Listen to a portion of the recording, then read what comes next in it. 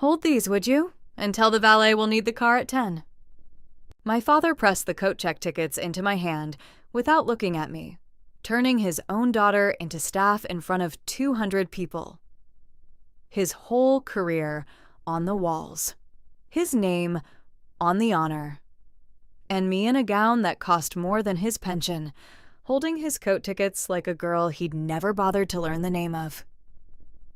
I didn't correct him. I didn't say a word. I just checked my watch.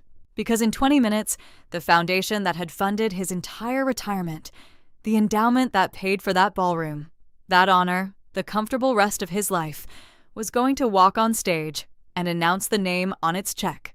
He had toasted my brother that night as the son who carries our name. He had no idea whose name was about to carry him. Let me back up to how I ended up holding my own father's coat tickets at the party I paid for. The gala was at the Whitmore Hotel, the big ballroom, the one with the chandeliers people photograph. My father, Theodore, was retiring after 31 years as the director of a regional medical research institute. It was, by any measure, a real career. He'd done real good in the world. I want to be fair to him about that, because the rest of this is not going to be fair, and he earned at least the truth. The institute couldn't fully fund the kind of send-off a man like that expects. So, a private foundation had stepped in. An anonymous donor foundation that underwrote the research wing he'd run, the chairs, the fellowships, and yes, the comfortable endowment that topped up his pension into something that would carry him to the end of his life in the style he believed he deserved. My father did not know who ran that foundation. Almost no one did. That was the point. I'm Theodore's daughter, the middle child, the one between two sons. By the time I walked into that ballroom in a navy gown, I had spent 38 years being the person my father handed things to and looked past. My brother Spencer was already there, holding court near the bar, my father's hand on his shoulder. Spencer is a lawyer, a good enough one, competent, well-liked, the kind of son who turns out exactly as planned. More importantly, Spencer is a man, and Spencer has our last name. And in my father's arithmetic, those were the only two qualifications that ever truly counted. I'd watched my father light up at Spencer's smallest news for 40 years. A case won, a partnership made, a remodel on the house. While my own life passed by him like weather he didn't bother to check. My older brother, Charles, the firstborn, had died young, a long time ago, an accident, the great unspoken grief of the family. After that, everything my father had hoped to pour into a firstborn son got poured into Spencer instead. Doubled, and I, the daughter, the one who couldn't carry the name into the future, became the one who carried the coats. That's the wound, and I'll only say it once, plainly, because saying it more than once turns it into self-pity, and I've spent enough of my life there. I was never a child to my father. I was an audience for his sons. Before I tell you what happened when the foundation took the stage, I need you to understand that I didn't engineer that night to humiliate him. I want to be honest about that. The foundation's announcement had been scheduled for months. I'd built the whole thing to honor him. I walked into that ballroom intending to give my father the best night of his life and let him never know it came from me. He's the one who handed me the coat tickets. If this is already landing somewhere tender in you, take a moment to like this video and subscribe. It really does help these stories find the people who need them, and drop a comment telling me where you're listening from and what time it is there. I read everyone. I'm Wilhelmina, I'm 38, and what you just heard in that ballroom was the smallest, quietest piece of a thing I'd spent 15 years building in the dark. Let me take you back to how it got built and what it cost.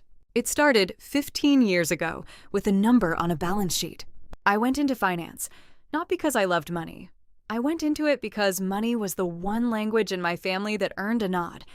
And a nod from my father was a thing I'd been starving for since before I could read. I was good at it. Quietly, relentlessly good. I built portfolios, then I built funds, then I built a firm. By the time I was in my early 30s, I had more money than my father had ever imagined his daughter capable of touching. There was a moment early on that set the whole pattern. I was 26, and I'd just closed the deal that made my career. A fund placement that the financial press actually wrote about. My name in the trade journals. The first real proof that the quiet daughter had built something. I drove 2 hours to my parents' house to tell them in person. I'd practiced it in the car. I walked in, and my father was at the table, and before I could say a word, he held up a hand and said, "Not now, Willa. Spencer's about to hear if he made partner." So I sat down, and I waited. And Spencer's call came, and he'd made partner, and my father wept with pride and opened a bottle he'd been saving, and somewhere in the celebration, I quietly put my own trade journal back in my bag, and I drove the 2 hours home. And I never told him. That's when I stopped trying to be told well of. And that's when I started building, instead, the thing that didn't need his permission to matter. He never asked what I did. Not once. In 15 years. At family dinners, he'd ask Spencer about his cases in detail, lean in, remember the names. When the conversation came to me, he'd say, "And Willa's still doing her numbers thing," and turn back to his son. Willa, not even my whole name. The diminutive of a diminutive. So I stopped telling him. And somewhere in that silence, I made a decision that shaped the next 15 years of my life. If he would never see me as someone worth pouring into, I would pour into the thing he loved instead. His work, his field. The research that was the one place his pride lived. I started the foundation 8 years ago. Anonymous by design. I structured it carefully. A real board, a real director, a real mission. All of it shielded behind a name that meant nothing to anyone except me. I funded a fellowship at his institute first. Small. A test to see if I could give to his world without my hand showing. It worked. He never knew. At Thanksgiving that year, he mentioned the fellowship at dinner. Proud, said the institute had attracted a serious anonymous donor, and I passed him the potatoes and said how nice. And Spencer asked about it and got the long version. And I got nothing, and it was perfect. I had finally found a way to be in my father's good news without him ever having to know I was the cause of it. Then a research chair? Larger. Then the institute hit a funding crisis. A federal grant pulled. A recession year. The kind of thing that closes wings and ends careers overnight. My father came to a family dinner gray-faced, talking about layoffs, about the work of his life maybe ending in his last working years. I'd never seen him frightened before. I went home that night and wired the bridge funding through the foundation by Monday. I covered it. All of it. The wing my father ran, the staff he managed, the work he was so proud of. For the last 6 years, it had been standing on money I'd put under it without his knowledge. He thought the institute had weathered the storm. He told that story at dinners, too. The man who weathered the storm. He never once wondered where the rope had come from. I told myself it wasn't about him. I told myself it was about the science, the patience, the good work. And that was half true. But you don't spend 8 years anonymously rescuing your father's life's work because you're indifferent to your father. I know that now. I knew it then too, somewhere I didn't look. There were nights it nearly came out. Once, 3 years ago, my father called me. A rare thing, him calling me, because a journalist was asking the institute who the anonymous donor was, and he wanted to warn me there might be press in case it touches the family name. He was protecting the family name from the possibility of being associated with the donor. He had no idea the donor was sitting on the other end of the line, paying for the call by paying for everything. I told him I'd be careful. I hung up and laughed until it turned into something that wasn't laughing. That was the closest I ever came to telling him. I didn't. I'd built the anonymity like a wall, and I'd convinced myself the wall was modesty. It wasn't. It was armor. As long as he didn't know, he couldn't reject it. He couldn't take the one good thing I'd built and turn it, the way he turned everything, into proof of what was wrong with me. Behind the wall, my gift was safe, and so was I. Hold on to that wing and that wall. They both come back at the worst possible moment for him, and the best possible moment for the truth. I want to tell you about the day the gala got planned, because that's the day my two lives, the daughter and the donor, were set on a collision course neither of us saw coming. It came together in a way that felt, looking back, almost designed by something larger than me, though at the time, it was just a series of phone calls. The Institute's board wanted to honor my father at retirement. They came to the foundation, to me, though they didn't know it was me. They dealt with my foundation's director, a woman named Margaret, who is the only person alive who knew the whole truth, and asked whether the foundation would underwrite the gala. A proper send-off for the man whose wing we'd saved. It is a strange thing to be asked, anonymously, whether you'd like to pay for your own father's retirement party. I sat in my office reading the proposal, the Whitmore ballroom, the 200 guests, the line item budget, and somewhere in the middle of it I started to laugh, and the laugh had an edge I didn't like, so I stopped. I approved the budget. Of course, I approved it. I'd been saying yes to that man's world for 8 years. One more yes was nothing. But it was the first yes that came with my own face attached to it, and I could feel, even then, that something was different about this one. Margaret called me. They want to do it big, she said. 200 people, the Whitmore, the Works, and Wilhelmina. They want the foundation's chair to come and present the legacy gift on stage, in person, by name. I sat with that for a long time. For 8 years, I'd given to my father's world from behind a curtain. Anonymity had been my protection. If he never knew, he could never reject it, never twist it, never turn my generosity into one more thing I'd done wrong. As long as I was anonymous, I was safe. But the board wanted a name on stage.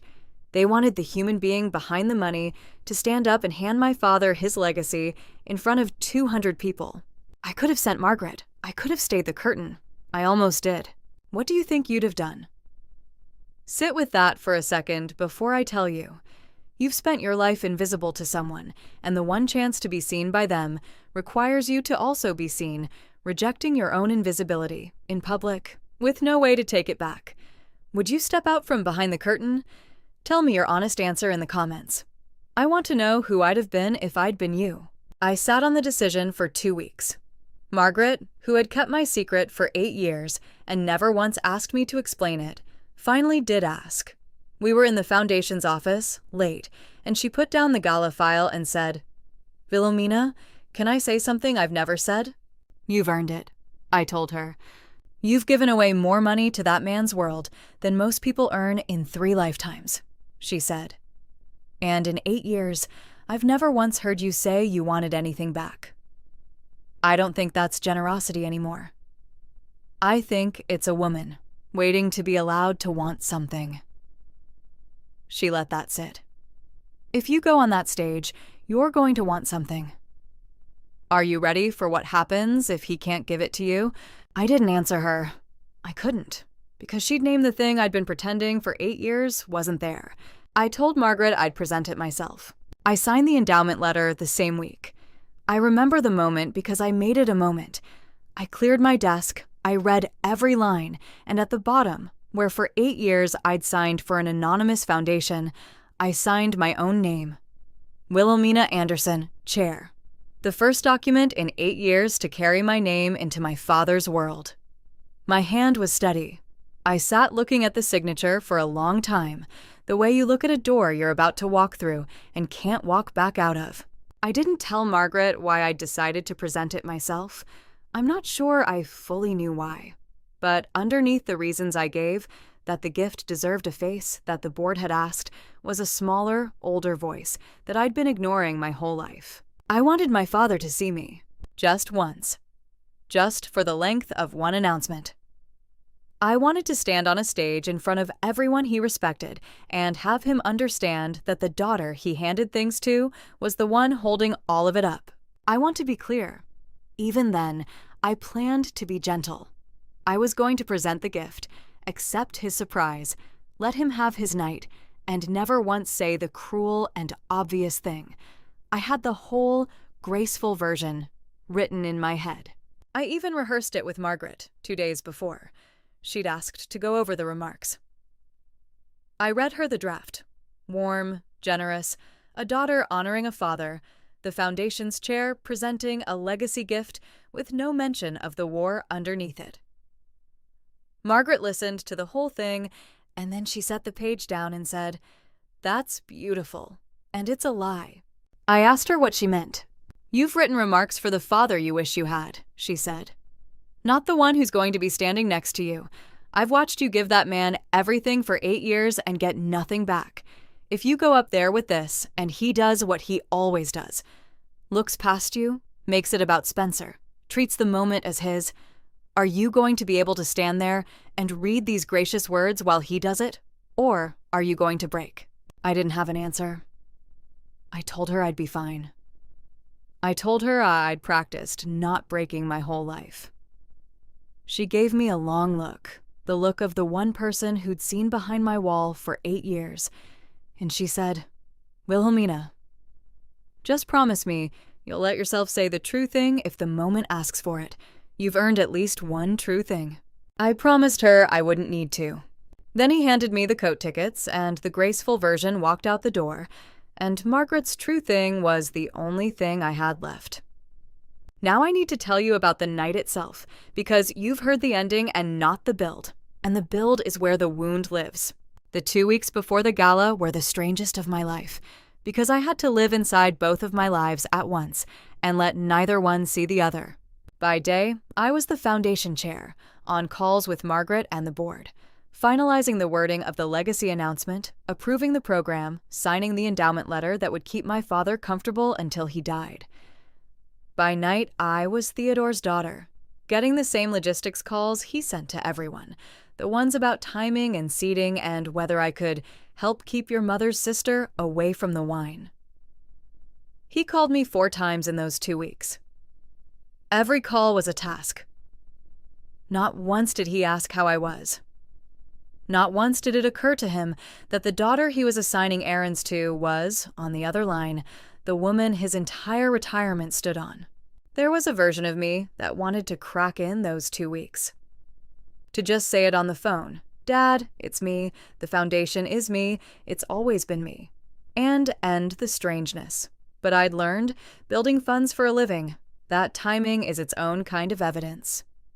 The same fact lands differently in a private phone call than it does in a ballroom of 200 people who respect you. A confession on the phone he could bury. He could call me unstable, jealous, dramatic, and reframe it by morning. In a room full of his peers, with the board chair holding the microphone, the truth would be a fact the world had to hold. So I held my tongue for 2 weeks, and I held my breath, and I let him assign me errands. I arrived early on the night itself. I always arrive early. It's a habit from a childhood spent trying to be no trouble. I was in a navy gown, the foundation's name nowhere on me, just a daughter coming to her father's party. I found him near the stage, checking the seating, magnificent in his tuxedo. Exactly the man 200 people had come to celebrate. "Dad," I said, "it looks beautiful. Congratulations." He glanced at me. "Willa, good, you're here."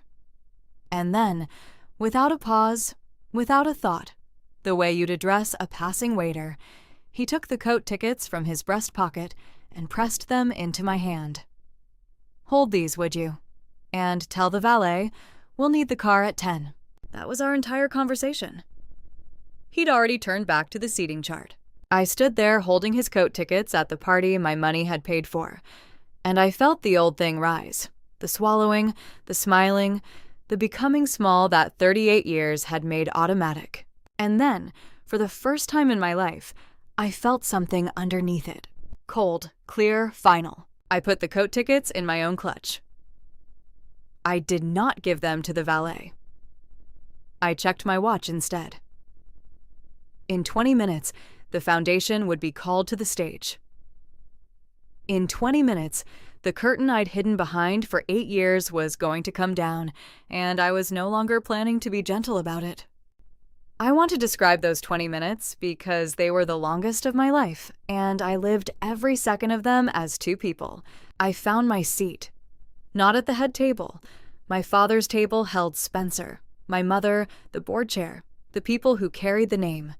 I was 3 tables back, between a retired colleague of my father's and an empty chair. I sat down with his coat tickets in my clutch, and I watched my father work the room he didn't know I'd paid for. I watched him be charming. He is charming, I'll give him that. I watched him laugh with the donors, my fellow donors technically, though they didn't know I outgave all of them combined. I watched him put his hand on Spencer's shoulder, over and over, the way a man rests his hand on a thing he's proud to own. I watched a waiter bring him a drink and watched him say thank you to the waiter, genuinely, warmly. More warmth in 4 words to a stranger holding a tray than he'd given me in the 4 phone calls that week. And I checked my watch. 18 minutes.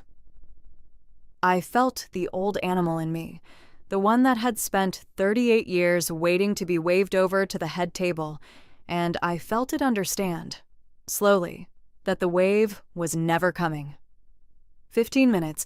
A board member I knew slightly stopped to tell me how lovely it was that I'd come to support my father. I said yes, it was lovely. 12 minutes. My mother caught my eye across the room and mouthed, "Are you all right?" because even she had seen the coat tickets exchange, and I nodded, because what was I going to say? 10 minutes? The toasts were about to begin. And I sat in the second-class seat at the first-class party I'd built, holding the coats, and I made my peace with the fact that I was finally going to take the one thing my father had never offered me. Not his love. I'd given up on that somewhere around my nude 18. Just the truth, in front of everyone. Once. Because what happened in those 20 minutes is the reason I'm finally able to tell this story out loud. The toasts began. The Institute's board chair spoke first, then a longtime colleague.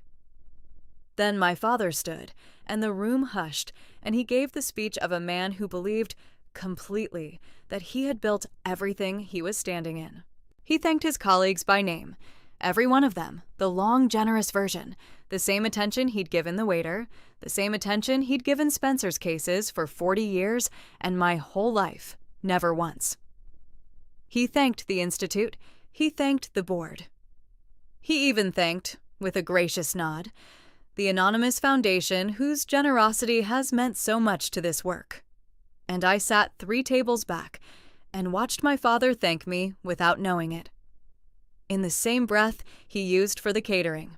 And then he turned to Spencer, and his whole face changed into the one I'd been watching point at my brother's my entire life.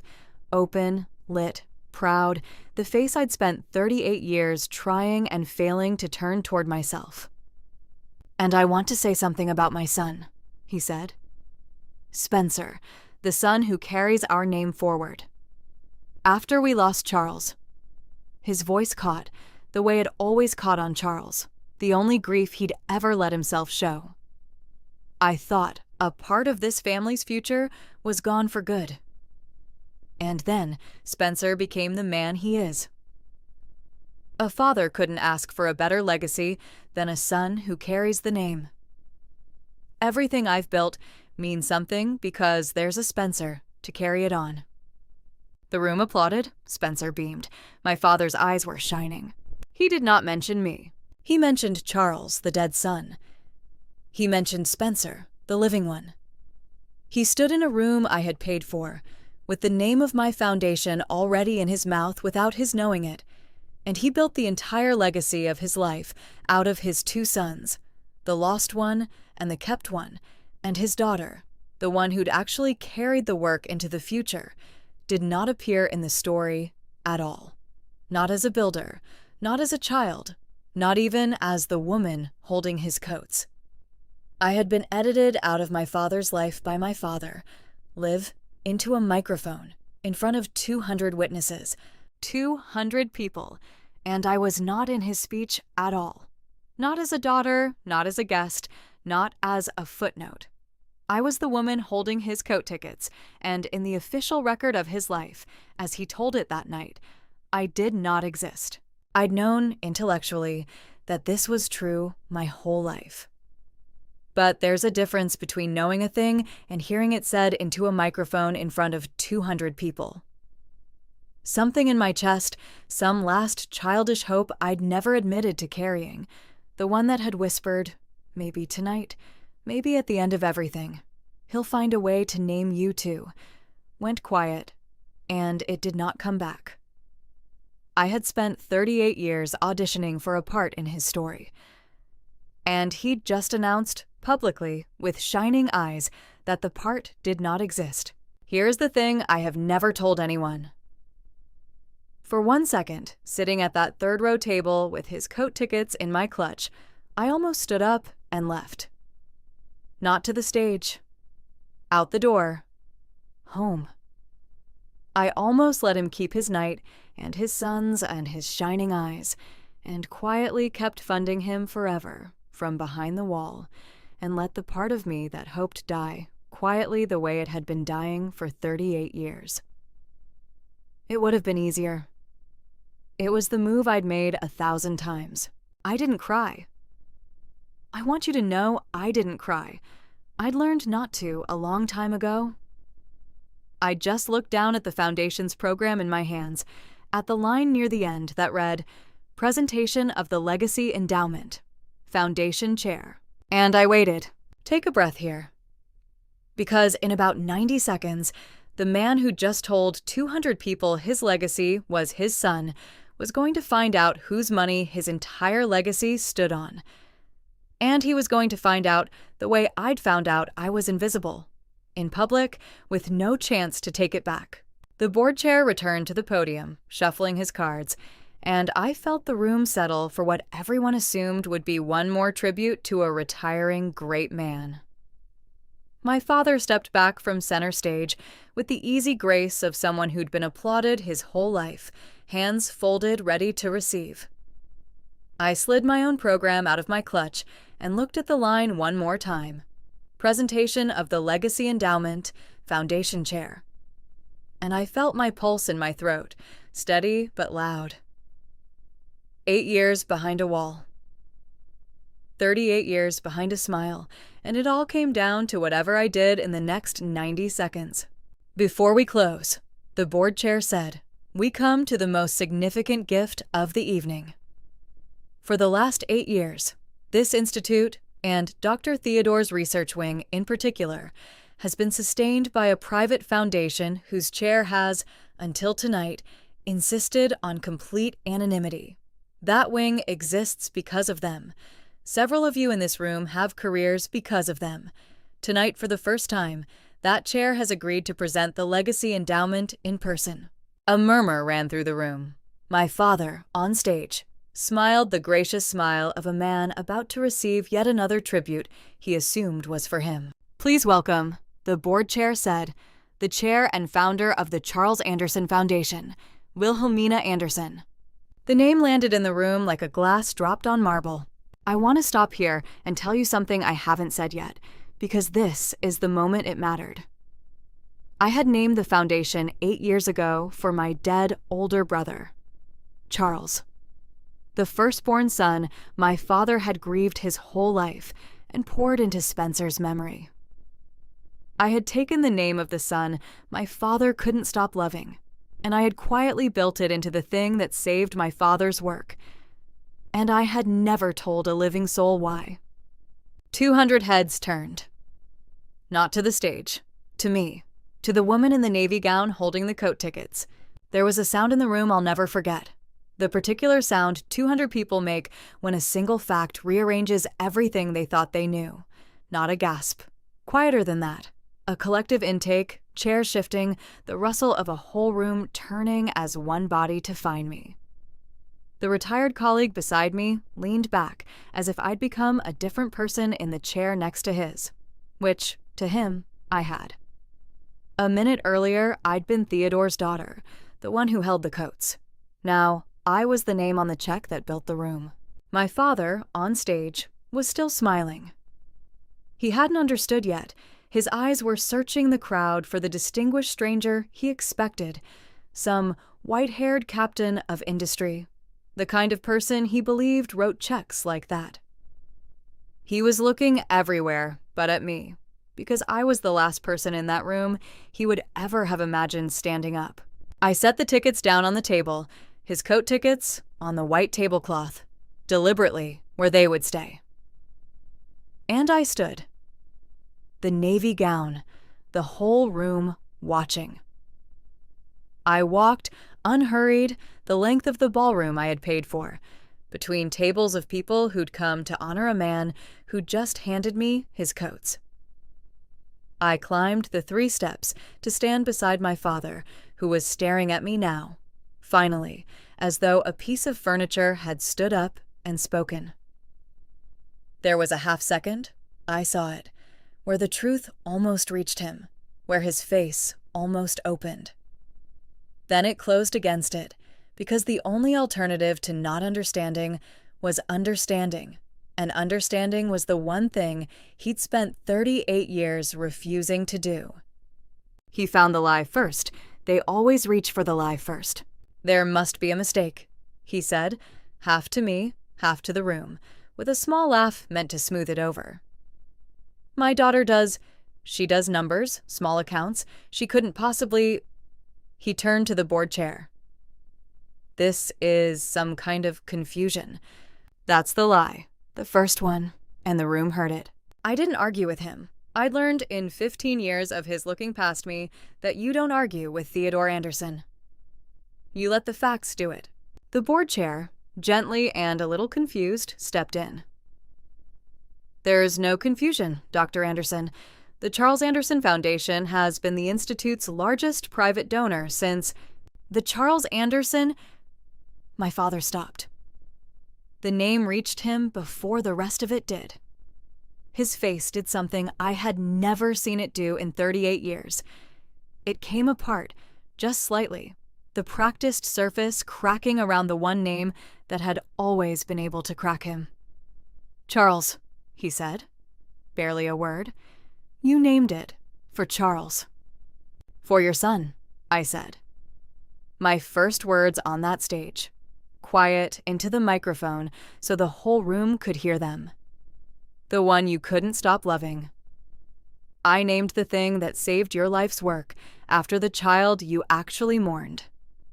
I looked at him. I thought, if I couldn't make you proud as your daughter, and I never could, Dad. I tried for 38 years. Maybe I could make you proud as him.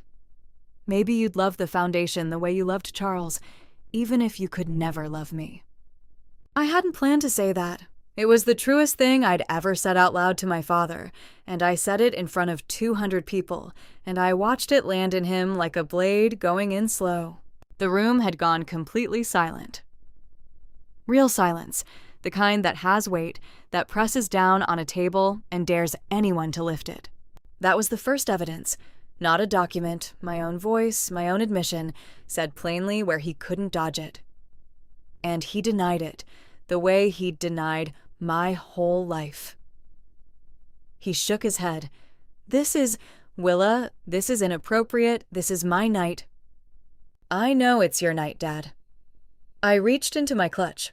I took out a single folded page and I set it on the podium. And I want you to understand it was the only document I brought, because I'd decided weeks ago that the stronger evidence was never going to be paper. Paper he could dispute. A daughter he could call jealous. The strongest evidence in that room was always going to be him, his own mouth, his own reaction, in front of his own peers.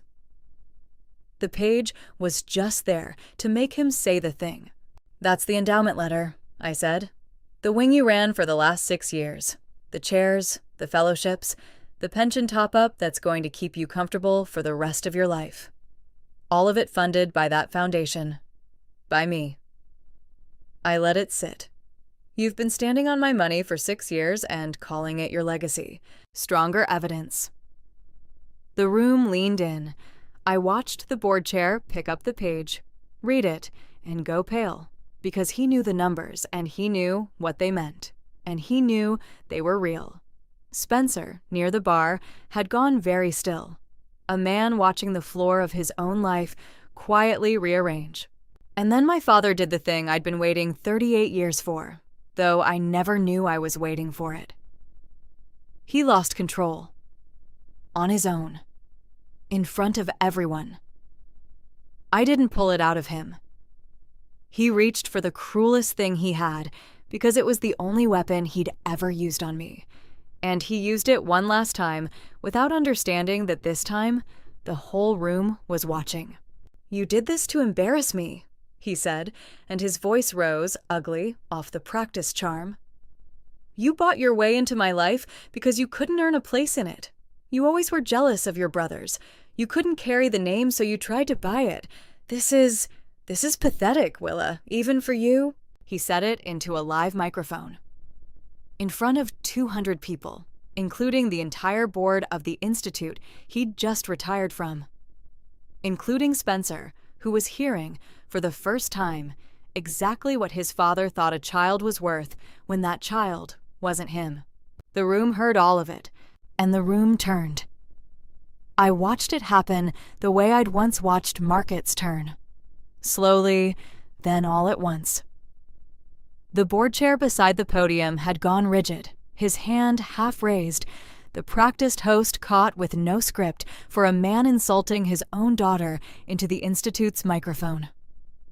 At the head table, a senior board member, a woman who'd built half the institute's reputation herself, set down her glass and looked at my father with an expression I'd seen on exactly no one's face when it was pointed at me before.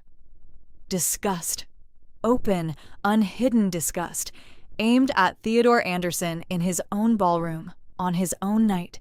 My mother had a hand pressed to her mouth.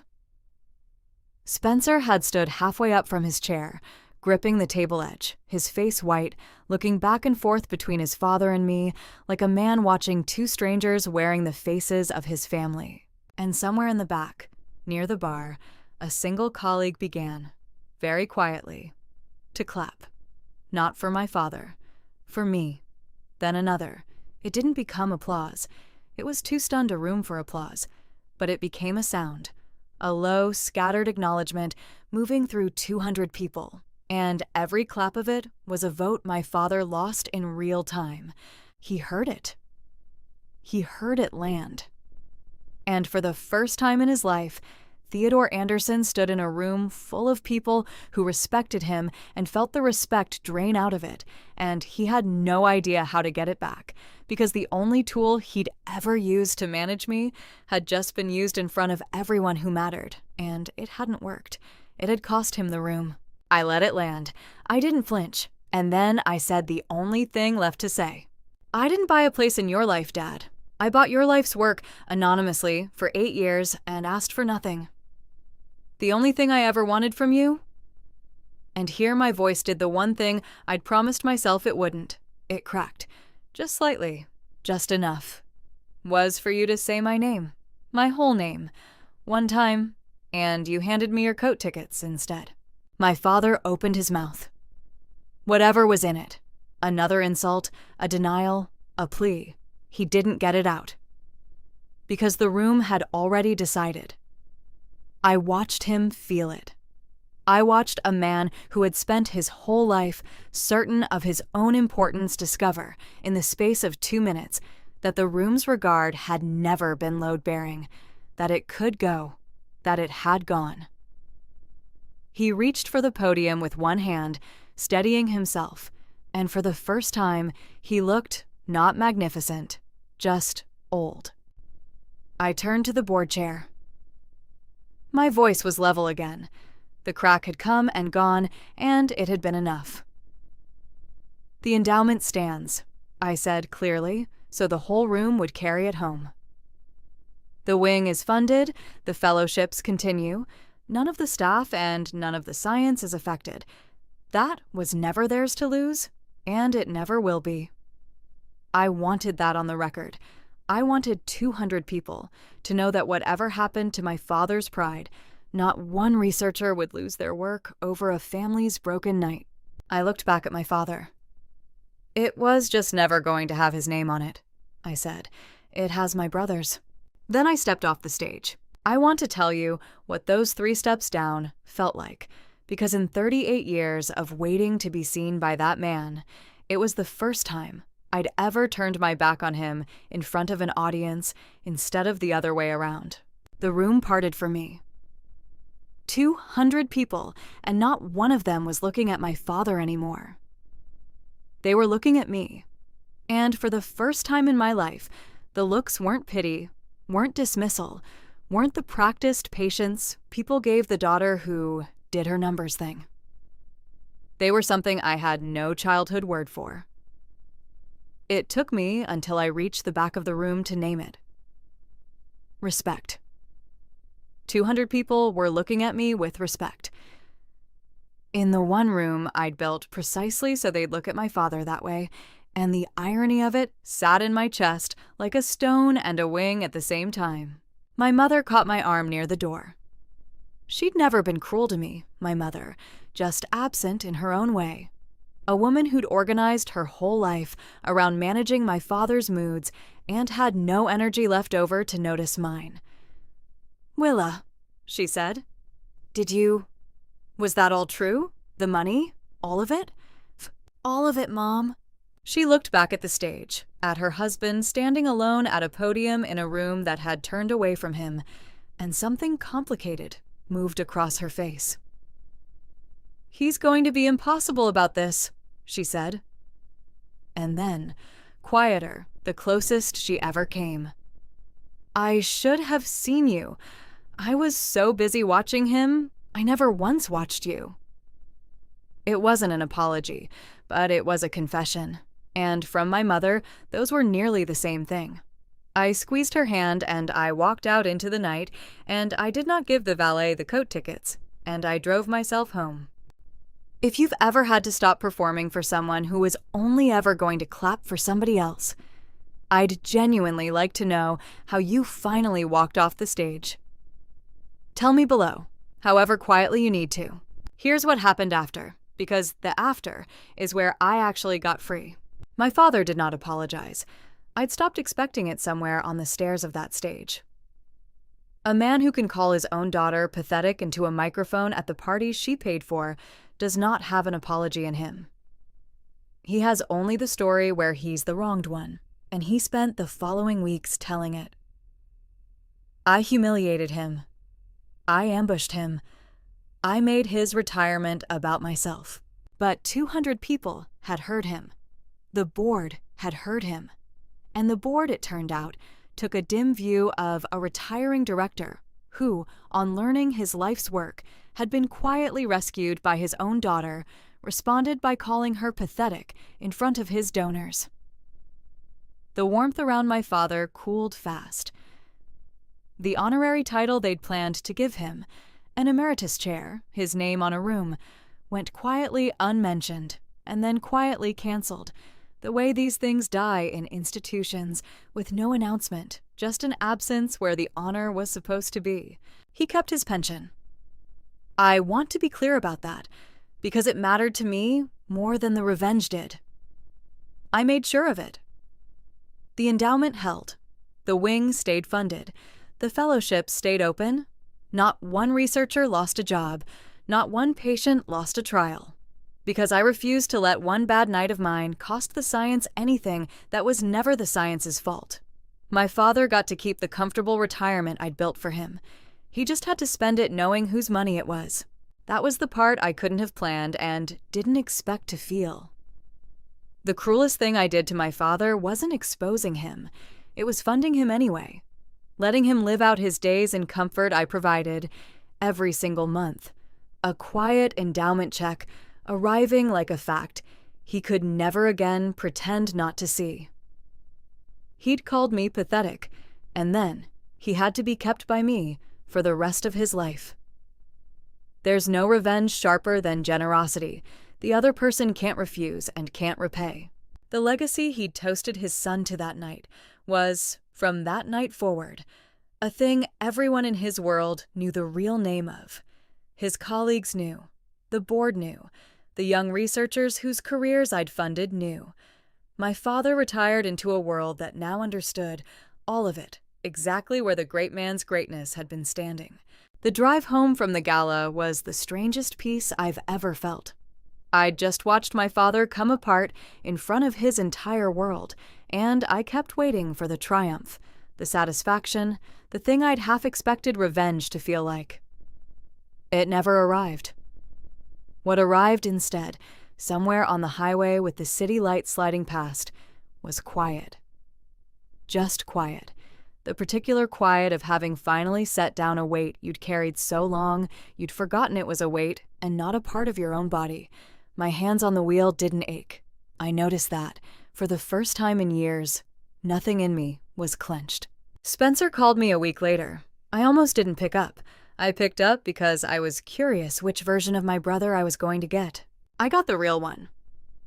"I didn't know," he said. "Willa, I didn't know any of it. The foundation, the wing, none of it. And I didn't know He stopped. "I didn't know he saw you like that. I never thought about how he saw you at all. I'm sorry. I think I'm sorry for 38 years of not thinking about it. It was more than I expected. It wasn't enough. 38 years isn't undone by one phone call. But it was real. And in my family, real was rare enough to keep." Spencer came to my apartment a few weeks later. He sat in my kitchen, the lawyer brother, the one who'd always had the long version of every dinner conversation, and for once, he didn't have anything prepared. "I keep thinking about Charles," he said. "You named it for Charles.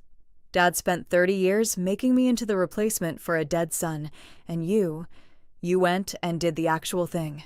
You honored him, while Dad just used him." He looked at his hands. "I think you loved Charles more than any of us. And nobody ever once let you grieve him, because you were the daughter, and grief was for the sons. I hadn't expected that. I hadn't expected anyone in that family to ever see that, least of all, Spencer. I'd named the foundation for Charles 15 years after he died, because Charles, in my memory, was the one person who'd ever treated me like a whole person instead of an audience. He used to sneak me into his ball games. He used to call me by my whole name. Wilhelmina. He's the reason I know what it sounds like in a kind voice. And I'd carried that quietly for 2 decades while my father carved Charles into a trophy and handed it to Spencer. "You're the only one who ever said that," I told Spencer. My voice wasn't steady. I let it not be steady, in front of my brother, at my own kitchen table. 38 years of not letting anyone see the crack, and I let Spencer see it because he'd finally earned the seeing. "I loved him too," I said. "Charles. I think about him more than anyone knows, and there was never anywhere in that family to put it down."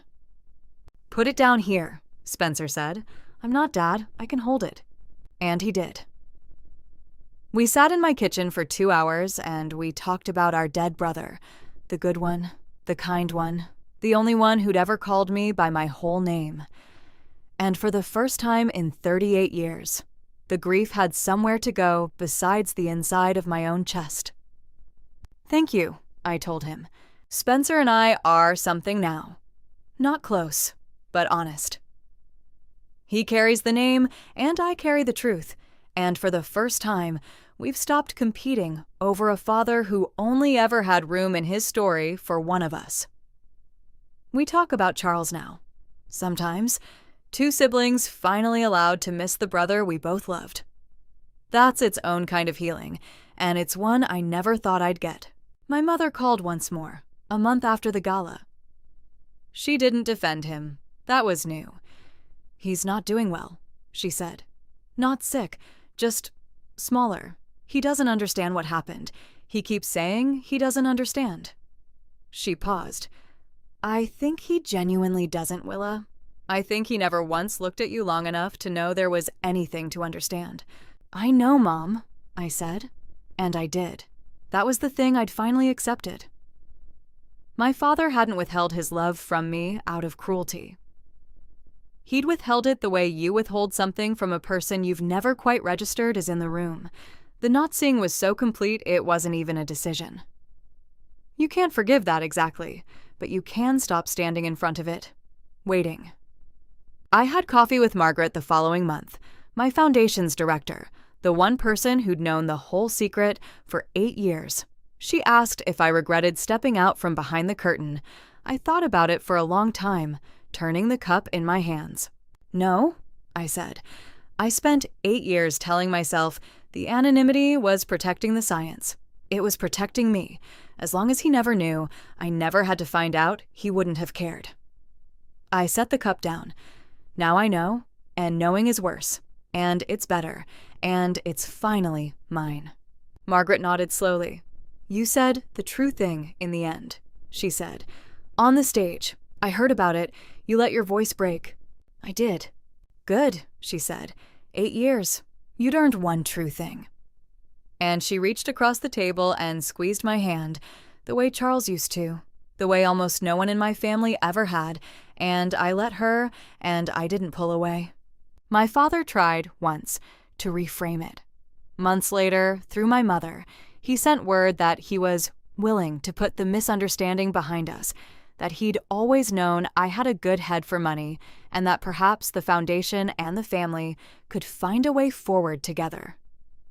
He wanted, I understood when I decoded it, access. A seat on the foundation board. A say in the thing I'd built. He'd spent 38 years unable to see me, and the moment he learned what I'd made, his first instinct was to find a way to put his name on it after all. I said no, not cruelly, just completely. I told my mother to tell him the foundation already had the only name it would ever carry.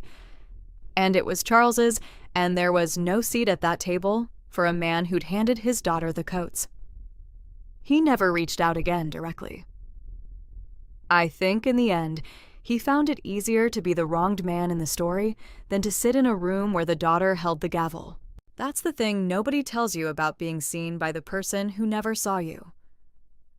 The seeing doesn't fix anything. He didn't suddenly become a father. The wound I'd been trying to fill with 8 years of anonymous money was still exactly the shape it had always been. What changed wasn't him. What changed was me. The part of me that had been auditioning all those years for a role that was never going to be cast. I finally stopped auditioning. I walked off the stage, and I didn't wait in the wings for a callback. I gave the foundation its first public face after that night. We stopped hiding. We put Charles's name on the wing, in bronze, by the entrance my father had walked through for 31 years. The Charles Anderson Wing, my father's institute, my dead brother's name, my money. Every researcher who walks under that bronze walks under the truth now. I funded a grief program, too, for families who lost a sibling young and were told to be strong for their parents instead of allowed to mourn. I named it nothing. Some things you do without a name on them, not because you're hiding, but because they were never about being seen at all. I finally know the difference. People ask if I regret naming the foundation after my dead brother. They think it was a weapon. And that night, I'll admit, it became one. But it wasn't built as one. I named it for Charles because Charles was the only person my father ever loved without conditions, and I spent 15 years trying to understand what that kind of love even looked like by building something in its name. I don't regret it. Charles deserved a thing in the world that did good and asked for nothing. So did I. I just had to put his name on it before I could let myself have it. I don't speak to my father now. Not out of revenge. I left the revenge on that stage, and it didn't taste like anything. I don't speak to him because I finally understand that he was never going to say my name, and I was never going to stop bleeding as long as I stood close enough to keep hoping he might. That's the boundary. No contact, not because I hate him. Because I'm done holding the coats at parties I built. My own life got quieter and larger after that night, in the way that lives do once you stop spending them auditioning. I stopped flying to the family dinners where I'd sit and pass the potatoes and disappear. I gave that time to the foundation, to the grief program, to a handful of people I'd kept at a distance for years, because I'd never had room to let anyone close, while I was still pouring everything into a father who couldn't see me. I have those people in my life now. They call me by my whole name. It still surprises me every time how much that small thing costs and how much it gives to be called Wilhelmina by a voice that's glad to be saying it. I kept the coat tickets, actually. The ones he handed me. They're in a drawer in my office next to the foundation seal. 2 small paper stubs that say, in my father's gesture, if not his words, "Here is what you are to me." I keep them the way you keep a scar. Not to relive the wound, but to remember the exact moment I stopped letting it be the only story. People ask me, sometimes, whether I take it back. The stage, the truth, the breaking of my father in front of his own world. They expect me to say, I regret it. I don't. The only thing I regret is the 38 years I spent holding coats and calling it love, hoping that if I just carried enough of his world, he'd finally make room for me in it. My father spent that whole night telling 200 people his legacy was the son who carries his name. He never found out, not really, that his legacy was the daughter who carried him. He couldn't. To know it, he'd have had to see me, and seeing me was the one thing he was never able to do. The name on the check was never going to be his. It was Charles's. And underneath Charles's, where no one will ever engrave it, it was mine. He handed me the coats. I was already holding the whole room.